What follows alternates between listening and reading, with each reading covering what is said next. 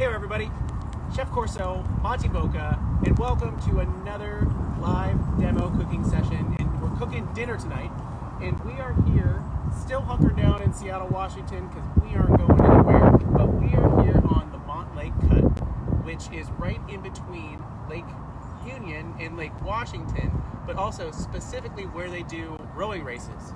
So if you have read Boys in the Boat, this is where the finish line is for all the rowing races. It's a really cool pocket of Seattle. And if you haven't read Boys in the Boat, it's a really great quarantine read. Awesome, awesome story. But we're not here to talk about rowing. We're here to talk about beans. And specifically, we're talking about another great pantry staple, black beans. We're going to talk about a few ingredients before we get cooking. But in one of our previous sessions, we talked about white beans. And for here, we're talking about black beans, and a couple options. You can have canned beans, always available. You can have dry, and these are one of my favorite pantry staples to have around, but specifically for cooking in the kitchen. And why I say that is to not take this on a backcountry trip, because you need to soak these for at least 4 hours in plenty of water. Usually I just do it overnight. And then you have to cook them for at least an hour until you're ready to eat them. So if you take these on a backcountry trip or a camping trip, you can probably take it on a car camping trip if you have some time. You won't be eating tonight, and that's not a good thing. So keep these in the kitchen, but really great option. They're also super cheap, gives you a lot of bang for your buck. The other option for beans is dehydrated or freeze-dried beans. These are one thing that I have in my backcountry pantry all the time because they are really satisfying, extremely light, and cook up in about 5 to 10 minutes. These are whole. There's also a lot of options out there that are flaked. Those cook up in like almost instantly. But this is a really great option, and we're going to use these today for one of our recipes. Other thing to note as far as taking fresh ingredients with you is chopping them up and packing out your waste. Other thing to note is spice mixes. So we have a great chili powder here, and spice mixes are a really great way to add some really quick flavor and really light options. One of my favorite spice mix shops is World Spice Merchants in Pike Place Market. We have a link on our website if you're interested, but they have some of the best quality spice mixes that you can get, no salt added. But if you spend a little bit of money on getting a really good spice mix, you're going to be very, very thankful for any meal. Other ingredient call-outs, I know some people are like, oh no, I didn't get shallots, oh no, I didn't get garlic. Like, that is completely okay. Like, use whatever veggies you have in your pantry, but 2 shallots usually equal about 1 onion, so that works really well. You could also use dehydrated onion as well, or you can use powdered garlic or fresh garlic, just depending on what you have. So we're going to finish chopping our ingredients here, and a tip for chopping peppers specifically is, I know a lot of you guys cut it right in half and then scoop it out with your hand, but what I like to do is plank it. So I just keep it vertical and go down the side, because that way you have your core right here, can add that to our compost or our pack it out.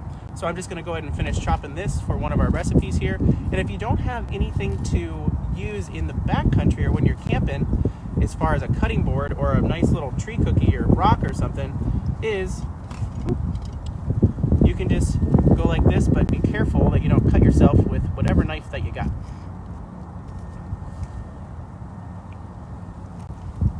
And as we're cooking through this, if you have any questions, any thoughts, or general concerns about life right now, like, go ahead and throw them in the comment section, and we'll do our best to answer them as we cook along.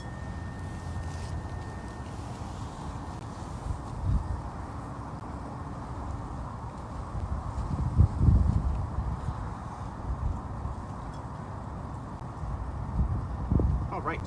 And the last ingredient we're going to talk about today for one of our recipes for our jerky chili is jerky. So this is just a 3.5 ounce pack of jerky, really available at your gas stations or your grocery store. And I know a lot of you are looking at me out there being like, yeah, right, Chef Corso, like this is not gonna taste good in soup in about 10 or 15, 20 minutes. Well, after some very quick testing, we found that this hydrates really quickly in a camp stove or in any soup, and it gives you another really great option for protein that isn't just packaged tuna and isn't just packaged chicken, because those are pantry staples and backcountry staples that will be there forever. But everyone takes jerky in their pack, so keep some and make some lunch or dinner with them, and you'll be surprised at how amazing it is. All right, should we get cooking? Yeah. I think we should probably get cooking.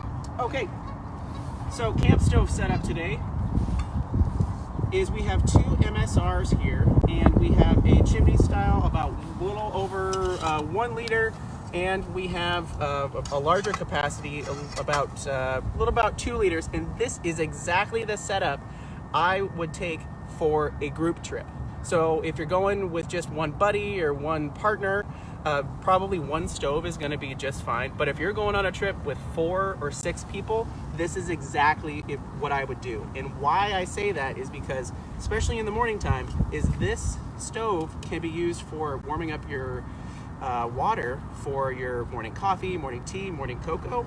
And while that's happening, you could be making a pot of oatmeal or a great scramble or some sort of breakfast meal in here and have plenty of portions. And that way you're not juggling around stoves and being like, hey, is there more water for coffee? Like, sorry, Janie, it's all done. We're making oatmeal. But it's okay. It's great to have 2 stoves. So let's fire this up.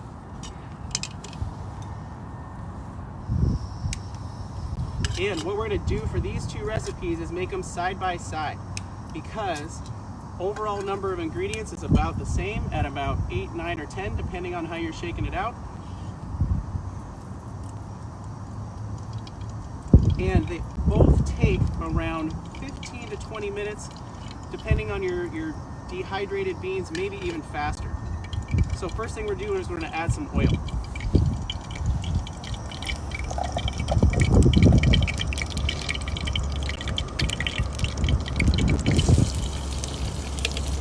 Right, so we're going to add our veggies, already sizzling nicely. And for both of these recipes, I'm going to go ahead and use some garlic powder today, because I don't really feel like chopping anymore. But again, fresh garlic, garlic powder, onion powder, all works really well.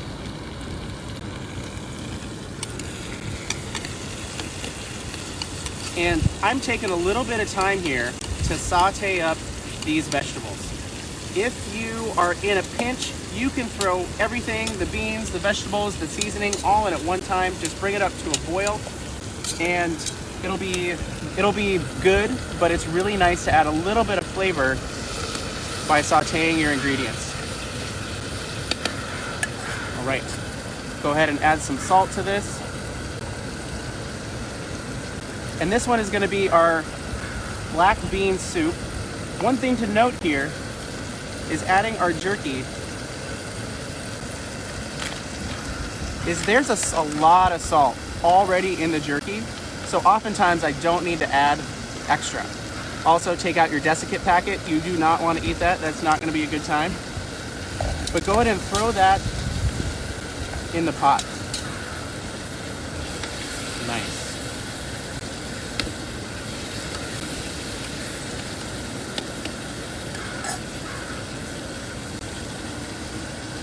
So we're just gonna let that cook for just a minute or 2. And I'm gonna go ahead and add my beans. And this was what it was in the pantry. I got some yellow beans, but we don't judge here on color. All the beans are all great. And it's already looking really tasty. Go ahead and add my chili powder to our jerky chili here, and just a couple tablespoons. And then I'll go ahead and add my cumin to my black bean soup. Again, a couple tablespoons. So as you can see, both of these recipes are extremely similar we're just switching up the flavor profile with some spices and a couple extra ingredients.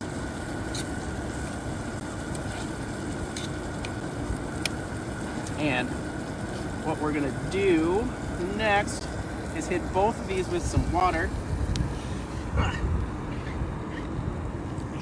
Smells great. And for ratios for the dehydrated beans, it's about a 1-to-1, maybe a little bit more, but you can always thin it out. You can always add more.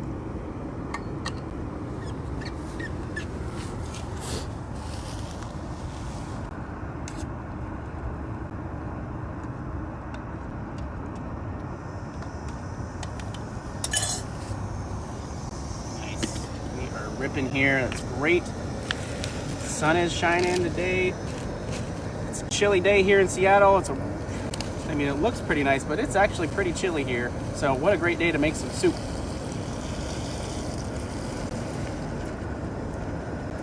And speaking of soup, if you're new to cooking in the backcountry or cooking outside or cooking in general, soup is a really great way to start. It's very forgiving. You're not gonna burn a whole lot of stuff. You can easily adjust it if you add too much salt, if you add too much spice, by adding a little bit more water or a little bit more seasoning. So the soup is a really great place to start when you're starting to cook in any location. Also, it's really satisfying. Soup is one of my favorite meals. It's just really hearty. You can easily have some tortilla chips or some toast or some bread on the side. It's just a very classic great meal. So everything is in the pool at the moment. We've got our Cuban black bean soup here, and then we have our jerky chili, and we're just waiting for these to boil and simmer.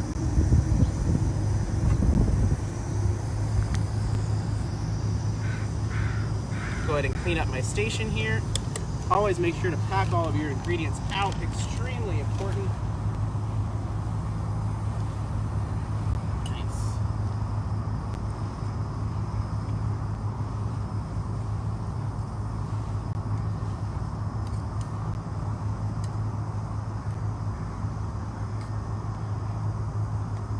So our Cuban black bean soup has actually just come to a boil. These chimney style, jet boil style, boil up pretty darn quick.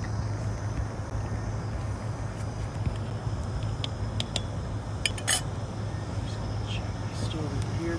That's coming up nice. This is going to take a little bit longer, so we have a little bit more capacity, a little bit more volume here, but that's coming along nicely.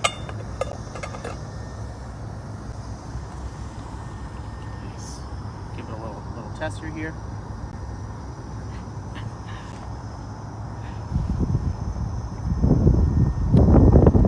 Good already. One of our viewers says super. Super. Love it. And we have a visitor.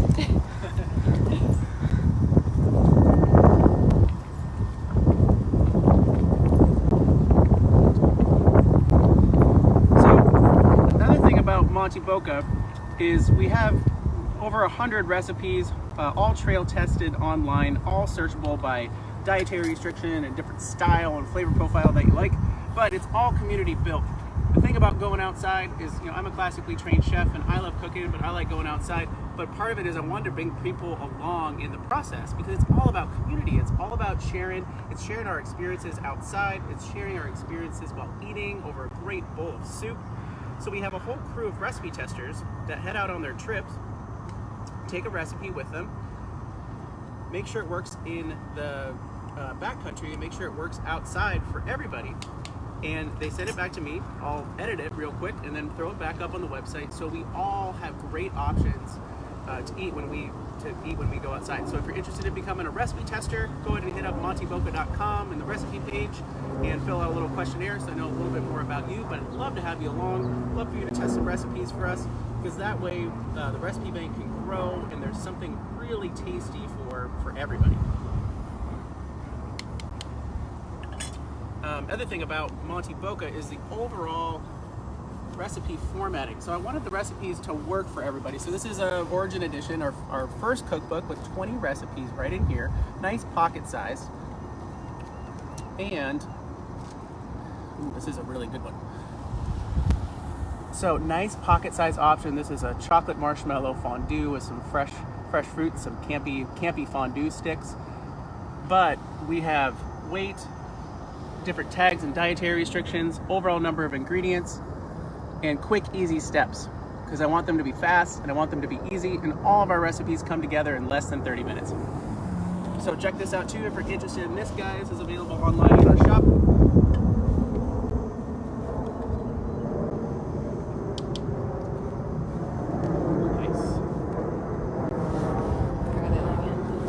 Both of these are looking really good. Smells really great. I hope they're turning out well wherever you are.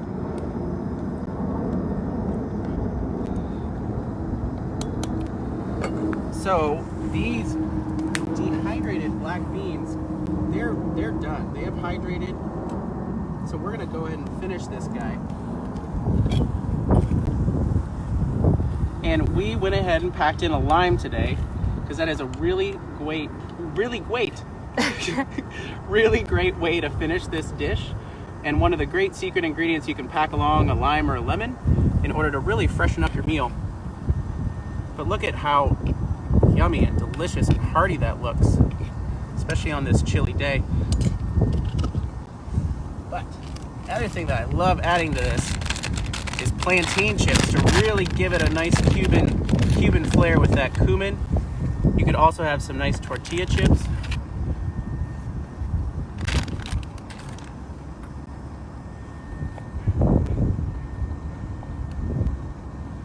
Give it a nice squeeze of lime. Oh my goodness, looks great. Also some really nice color there. And it's another great way to check out the drawer of your cupboard and your pantry. See what other kind of crazy packets you have in there. Like these Tapatio packets are really fantastic. Really great quick spice, if you like spice, to be able to add that to your meals. But also soy sauce and sweet and sour sauce, I'm sure, is in there.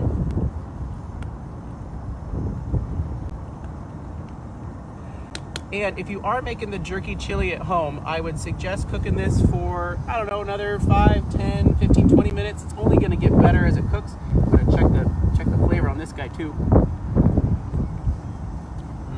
Nice. I could go for a little bit more chili powder.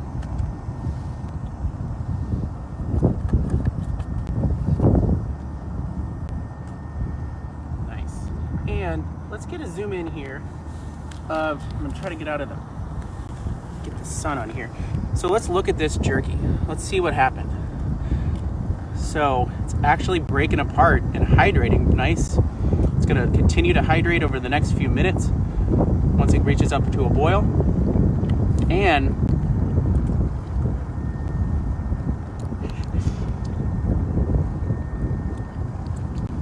it's pretty soft. It's really not that chewy. Other really great thing with the jerky is I'll get that teriyaki jerky and throw that into a ramen bowl. A little bit of snap peas, a little bit of miso, a little bit of soy sauce. Really great option as well. I have a question for you. If you're cooking this at home, you can obviously cook it for an additional 10, 15 minutes to really hydrate the jerky. Yeah. But what if you're out on the trail and you're wanting to conserve gas? Good question. I mean, the jerky is completely safe to eat. One little tip is to help out with that is I would break up the pieces into smaller pieces so they hydrate a little bit faster. But then, if you are looking to conserve some gas, then they might be a little bit chewy if you're only cooking this for 5, 10, 12 minutes. But it should still be pretty tasty. And there's nothing like a warm meal after a long day rather than just eating a cold soaked meal or just a pack of jerky. So overall, this jerky chili is done. Again, you can either, if you don't eat jerky, you could throw some chicken in there. You could also throw a sweet potato is a really great option. That is really easy and packable. You can make it as vegetarian. Other great options to add to this are cheese. We kept cheese out of this recipe just to keep it more approachable to more folks, and also having a friend that's dairy-free and giving them cheese on the trail is not a good recipe. So be mindful of that as for overall group planning. But overall, our 2 black bean recipes are done.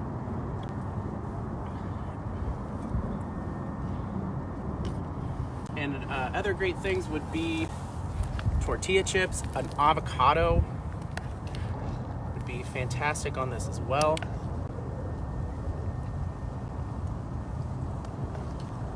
Even throw some corn in here too. Zucchini. It's pretty nice. Awesome.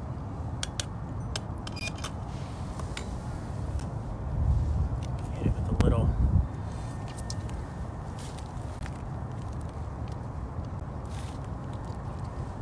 hot sauce. Beautiful.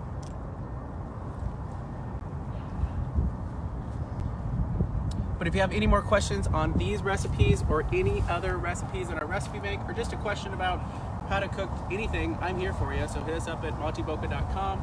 We'll be happy to help, or throw us a question in the comment section.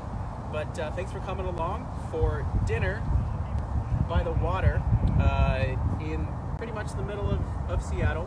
Again, hope you're doing well. And let's see here. Join us next time. Actually, just a couple days away. Today's Thursday.